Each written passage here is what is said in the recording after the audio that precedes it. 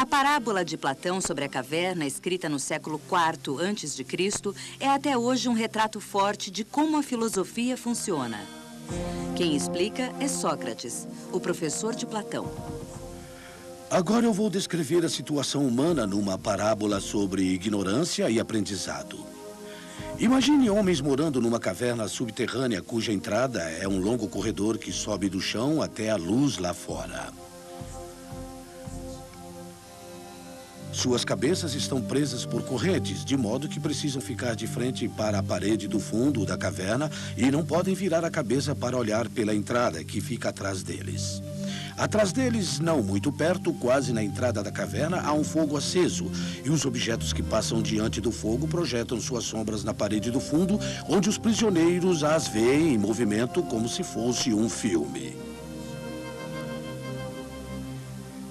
E a pessoa com quem Sócrates está conversando, Glauco, diz: são prisioneiros muito estranhos, Sócrates. E Sócrates dá uma resposta eletrizante. Ele diz: bem, eles são como nós. E você fica ofendido. Você diz: eu não sou assim. Em que minha condição se parece com a deles? Bem, Platão não disse que estamos condenados a ser como prisioneiros numa caverna. Ele diz que no estado em que nos encontramos, podemos começar como prisioneiros na caverna, mas podemos fazer melhor. Agora imagine que os prisioneiros podem conversar e que suas vozes ecoam na parede de modo que parecem vir das suas próprias sombras. Eles não iriam conversar com essas sombras e falar delas como se fossem reais?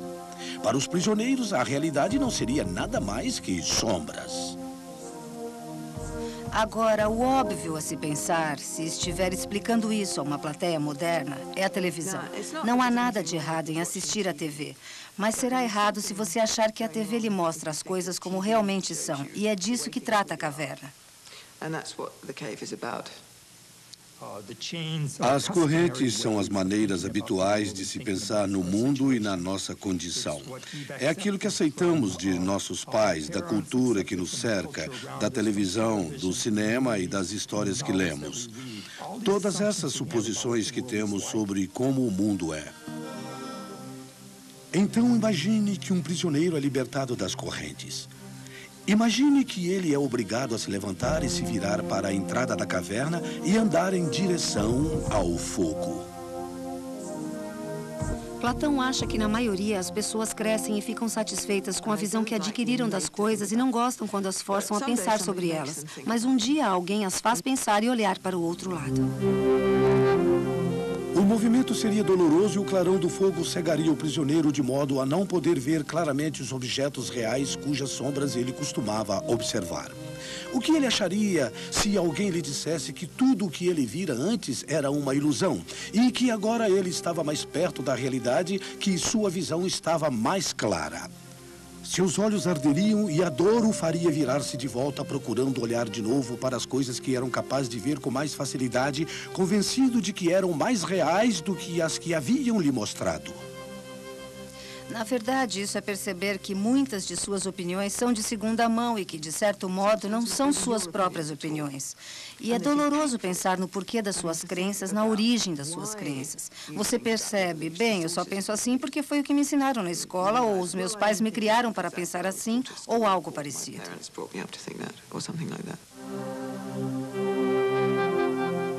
Mas imagine que alguém o arraste aos trancos ladeira acima até a saída da caverna e para fora até ele ficar exposto à plena luz do sol.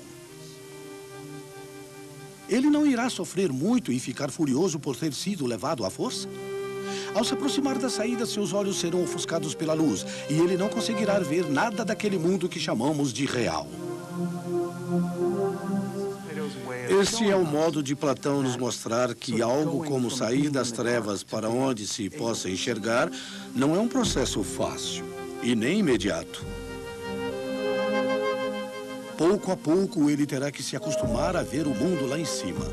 No início verá melhor as sombras no chão, depois talvez os reflexos dos homens e outras coisas na água, e então talvez os próprios objetos. Depois disso, ele achará mais fácil olhar para o brilho da lua e das estrelas no céu noturno do que para a luz do sol durante o dia. Finalmente ele será capaz de olhar para o sol e contemplar a sua natureza. Não como ele aparece refletido na água, mas como realmente é, em seu próprio domínio. O que é crucial para ele quanto a chegar a ter o conhecimento e não apenas velhas crenças é que pensamos nisso sozinhos. Não aceitamos algo pela autoridade de outras pessoas, ou porque parece óbvio, ou porque simplesmente os outros acham assim. Mas porque refletimos a respeito e examinamos da maneira mais rigorosa possível a maneira filosófica.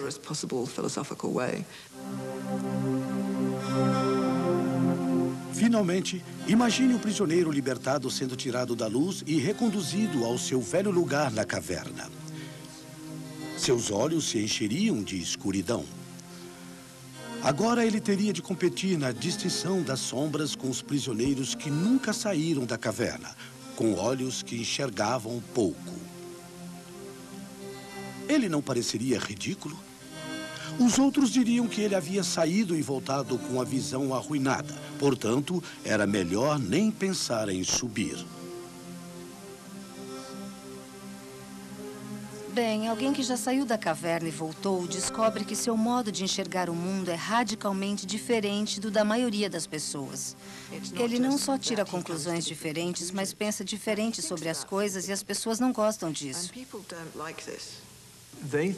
Eles acham que o sujeito é louco, acham que ficou doido. Ele fala de coisas que nenhum de nós jamais experimentou. Então, seja o que for esse passeio que ele fez, isso arruinou sua mente e o tornou um idiota. Então, eles o desprezam. A filosofia é muito atraente e bem difícil. Portanto, não é apresentada como algo divertido. É algo que, depois que se começa, não se larga mais, porque é muito envolvente. Não dá para voltar para o estágio anterior, porque ele não satisfaz mais. Como